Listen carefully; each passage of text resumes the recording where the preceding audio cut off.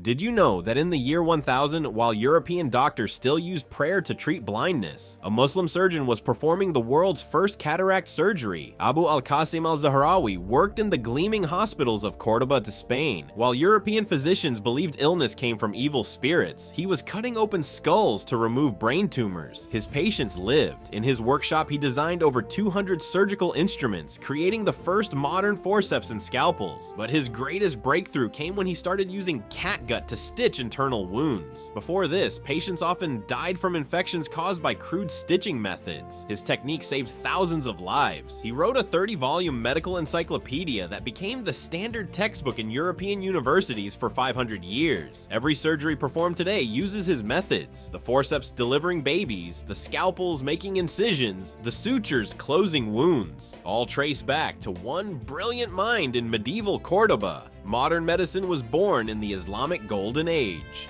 Did you know Cleopatra VII had the world's first mechanical elevator in her Alexandria palace? This ancient lift could carry 6 people up 4 floors using an ingenious counterweight system of water buckets and pulleys. Greek engineers designed the hydraulic mechanism using Nile water and bronze gears that archaeologists discovered in 1998. The system worked through interconnected chambers that filled and emptied to create upward motion. Water from the Nile would flow into lower chambers, pushing platforms upward as upper chambers drained.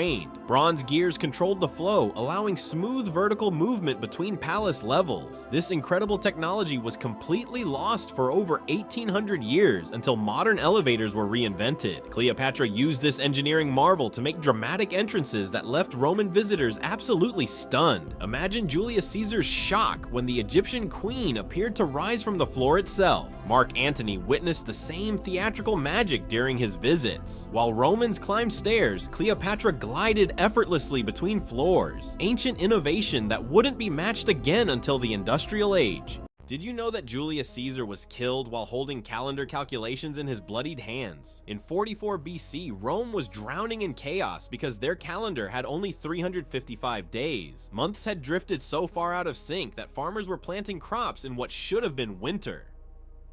Caesar became obsessed with Egyptian astronomy and brought mathematician Sosigenes from Alexandria to fix everything. Together, they added 67 extra days to the year 46 BC, creating the longest year in human history. But Roman senators were furious, seeing this as another power grab by their dictator. While Caesar spent his final weeks calculating leap years and seasonal alignments, conspirators were secretly planning his death. The irony was brutal. He was designing time for eternity while they scheduled his murder for March 15th. When the assassin struck, Caesar collapsed, clutching his calendar reforms, blood staining the mathematical calculations. 23 stab wounds ended his life, but his Julian calendar outlasted the entire Roman Empire. It survived 1600 years until the Gregorian calendar replaced it. Caesar died, but his mastery of time became immortal.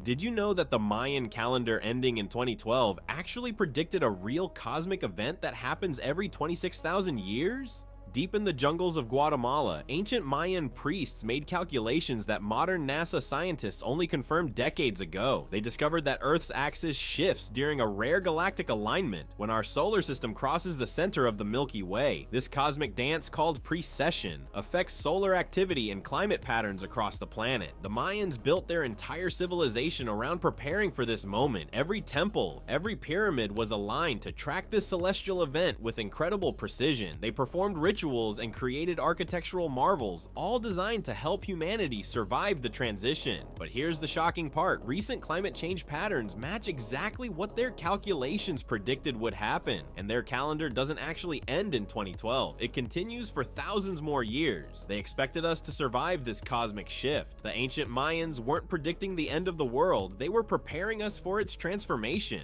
Did you know that Christopher Columbus's flagship would look like a tiny rowboat next to Chinese treasure ships from 1405? Admiral Zheng, he commanded massive vessels over 400 feet long, dwarfing anything Europe had ever built. These weren't just big boats, they were floating cities carrying 300 crew members each. They featured watertight compartments, advanced compass systems, and 9 towering masts that could be seen from miles away. But here's the mind-blowing part: Zheng He led fleets of over 200 ships across the Indian Ocean. Ocean. His expeditions reached the eastern coast of Africa a full 70 years before Columbus even set foot in America. China had the technology, the resources, and the naval power to explore and dominate the entire world. Then suddenly they just stopped. The new emperor decided these expeditions were too expensive and banned all future voyages. China voluntarily walked away from global exploration. This single decision changed everything. It left the oceans wide open for European powers to take control instead. One policy change shifted the course of world history.